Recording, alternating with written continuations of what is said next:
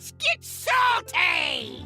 Everyone, Zeddy here again today with a brand new video. We're a couple of days removed from the latest balance patch and saw big changes to Shaman and Death Knight in Standard, as well as 3 big nerfs in Wild. So we have a lot to go over, and I have 5 decks that I can safely recommend for both Standard and Wild if you're looking to climb ranks this season, as we're just starting the March season, whether it be getting to Diamond, Platinum, Gold, whatever, Legend for the very first time. But be aware, you never know how things are going to change, and plus, take a note of maybe a lot of these cards might be rotating in April if they're from the oldest last 3 sets and all of that. Be aware of that. Maybe you don't want to craft this stuff or anything like that. And I will say that the meta is pretty wide open right now, both Standard and Wild. There's no obvious choice as like what the best deck is in either format, so I may have to do another one of these videos in the near future to keep you guys updated. So hit that sub button down below, give the video a like, helps out the channel a lot, and you'll be updated when, you know, we have our next deck video. But we're also kind of waiting expansion announcement, all that. Anyways, let's start off with the standard decks, and one of the big winners so far, it looks like, is pure Paladin. It can fight for board early again, now that the location comes down a little bit later from Death Knight, and Evolved Shaman basically doesn't exist. And by the way, Shaman has gone the way of Warrior, as I kind of predicted. We might talk about that in a future video, but no Shaman recommendations for Standard. I do have a couple for Wild. Shaman's good in Wild, but Standard, yikes. Anyways, pure Paladin got one really insane new card in the latest mini set, the Purator. It is really damn busted, especially the way it works with Light Ray. Getting those tribes in there, it's an elemental and a beast, so you can draw both of those and they might come out as 0 mana. You have the Countess in here that can scam, but overall it's very similar to the pure Paladin. It's been going around for a while, and now it has some time to breathe with the latest nerfs. And I believe Jean Bray already hit rank 1 legend with this, so it's had some proven track record so far. Undead Priest, if you take a look at like HS Replay, they put out like their what's doing well across all regions, and Undead Priest is all over the place. And yeah, it's a very aggressive death rattly based undead deck that pushes a lot of damage, whether it be a Brittle Skid Zombie, a Shadowed Spirit, you have Haunting at Nightmare in there, which can hit another card and spawn a 4/3, which is just ridiculous. And you have like what, 1 mana draw 2. You got Basilisk, which got buffed to 4 mana recently. And yes, this deck doing really well apparently, at least from Diamond through Legend across all the servers. And I took a look at top 1000 Legend even, and it seems to be doing well. And it got this new card in here also from the mini set, Rotting Necromancer, which I think I gave like a 1 or a 2. And so far, it looks like it's worth. So this guy may be wrong. We got to do I haven't done my wrong predictions video in a while. Maybe we got to do that soon. Quest Druid. Quest Druid has kind of taken off, mainly because Rake came out, and this card is just busted, letting you kill almost anything for like 1 mana and maybe go face. I will say this card, a lot of stuff's rotating, including the Quest and Guff and Scales, and probably don't craft this one. It's going to be, you know, it's not that cheap, but if you have the cards, this deck is doing very well, and it's built around, you know, you complete your quest, which helps you gain armor. You get the Guff quest reward, which deals 8 damage. You can brand that, but you also have in here, of course, a new Bracon, Bran, Astalor for that disgusting OTK. And yes, this deck also doing incredibly well. And again, it will be rotating a large portion of that, so I would not recommend crafting legendaries that are missing, because again, and Bran's probably going to rotate too. And I will recommend Minion Frost Death Knight. It got nerfed. It's still really good. Numbers seem good at top 1000 Legend.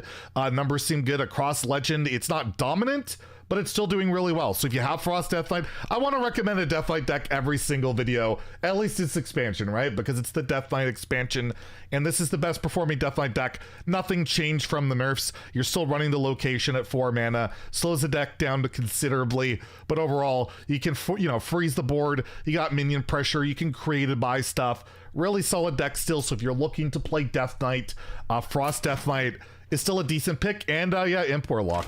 I'll just recommend Imp Warlock. It's always really, really good. This is the minion-based one. I can't get myself to recommend Curse. Plus, the minion-based one seems to be better at a lower ranks for most people. Only like top 1000 Legend does it kind of spike a little bit. Even there, even looking at the numbers, Imp Warlock seems to be doing better everywhere, mainly because of the new card that came in the mini set in Nothing's Impossible, right? The 2-mana spell, give all demons and murlocs death rattle, summon a 2/2 Imp Lock. It's a really sticky, and it works incredibly well with Vile Library, works well with Impending Catastrophe, Shitty Bartender, Imp King Reform, and you get your infuses going with Murlocula. Super good deck, and not too hard to play, right? You play your early game, curve out, buff stuff, and try and kill your opponent. It just doesn't have really any reach. That's why a lot of people like the Curse deck, because it can kill your opponent from in hand, whereas this one, it's got to win the board. But overall, it does seem to be doing better across all ranks. And again, even looking at top 1000 Legend, at least the numbers say that Imp Warlock is better. For Wild, can't recommend Quest Mage. That Silas Pillager OTK rogue definitely seems to be a meme, and discard Warlock's not a thing. So we got some new decks to recommend, like Even Shaman. I mean, I gotta recommend Even Shaman. Really good deck. You probably, if you've played it already, you have all the cards. There's nothing new in here. Your hero power, your best cards are Carving Chisel and an Anchor Totem. Cheat out your Thing from Below's your Gigan Totem. You get the high roll to Storm Right, making every totem a threat. Really solid deck, and you got like 0 mana permanent Bloodlust, basically. Pretty ridiculous. Good deck, so much that bots get to high legend with. I'll also mention, please don't boo. Don't boo too much. You can boo because I am recommending it, but Secret Mage, the deck's really good. I hate it. I don't like it, but it's really good. Objection is the latest edition that just put the card, you know, the whole deck over the top. It's such an unfair card in my opinion. I just don't love the design of it. But yeah, your opponent, their battle cry, their minion, everything, just poof, it's gone. You could play it on turn 1 with, you know, your Cabal Lackey. They also got the addition of pretty recently of Contract Conjurer. But yeah, it's Secret Mage. You know the deal. You probably hate facing it, but you play it, you're going to get a lot of wins. I can tell you that much, and you're not going to have to work too hard for it. I will say the Pirate Rogue's still good, but I didn't want to recommend all 3 of the sinful aggro decks. We'll keep it to those 2. Cthulhu Druid, this is what I hit Legend in Wild with. Really solid. It beats up on like all the aggro decks pretty much. Only like Even Shaman is a bit of a threat because they can snowball a little bit too fast, but you're pretty good against Secret Mage. You destroy a rogue, and you have a pretty cool win condition still in Cthulhu Shattered. You get all your pieces done, and you can go like Solar Eclipse, Moonlit Guidance, and get 5 of them. I will say though, some people have been getting pretty greedy and wild. In Steam Cleaner, that card can wreck you, and it has deleted my win condition once so far, so look out for that. But if you're running into a lot of like aggression, a lot of decks like this, this deck just does incredibly well. You have Floop's Gloop in here, which is just busted with scales. Same, of course, with your Twig and Sphere of Sapience. So yes, this deck's been pretty much the same for a couple sets, but it is darn good and fun. I like it. Sorry, I like it. Shutterwalk Shaman, gotta throw that out there. It has changed quite a bit due to cold storage. Cold storage has fundamentally changed how people are building this deck.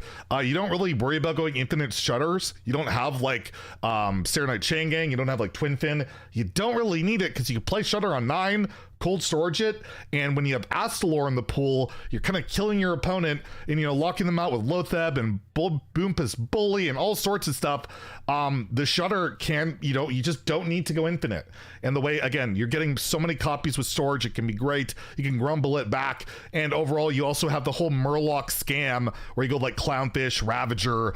You have, I believe, Scargill, Mutinous to disrupt people. Solid deck. I haven't done extremely well with it, but overall, people seem to be performing well with it, and I think it's got to get better. So throw that out there. Maybe you guys can learn it as well. I got to get better with it. We all got to get better with it. And then I got to recommend a Wild Death Knight deck, Even Death Knight. I don't know if this is correct. Construct Quarter, I believe to be okay in the deck. You might want to try it out. I cut Cult Neophyte. The 2-mana 3/2 is like whatever in the deck. I put Construct Quarter. Give it a try, but if you don't like it, just slot it in another 2-drop. But this deck does really well against other board-based decks. It does lose pretty hard to like Hard Control or like Scams, but the Scam deck, so you know, with Big Priest is the one that really terrifies you. And no, I'm not going to recommend Big Priest because I'm not that evil, not today at least. And yeah, this deck is really fun to play. Very simple, very traditional Hearthstone. Win the board. You got your infused cards in here that are really solid, like Priest of the Feast, Merlocula. If you don't like facing aggro rogue, I gotta tell you, this deck, I almost never ever lose to Pirate Rogue playing this deck. It does happen sometimes, but I think I'm like 80 to 85% against them. It's so good against them, pretty good against Secret Mage too. Kind of falls in line with like Cthulhu Druid of what it beats, but Cthulhu Druid at least has like an OTK that can win, and also just Marrowgar can outright steal games. So those are 10 decks to try out. Hopefully you guys have a good climb, and I might have an update video in a couple of weeks if, you know, maybe if the, you know, the meta keeps further developing and there's some really good decks to try out. But I think these are pretty safe bets. And yeah, if you enjoyed the video, please like and subscribe. Have a great day and stay salty, my friends.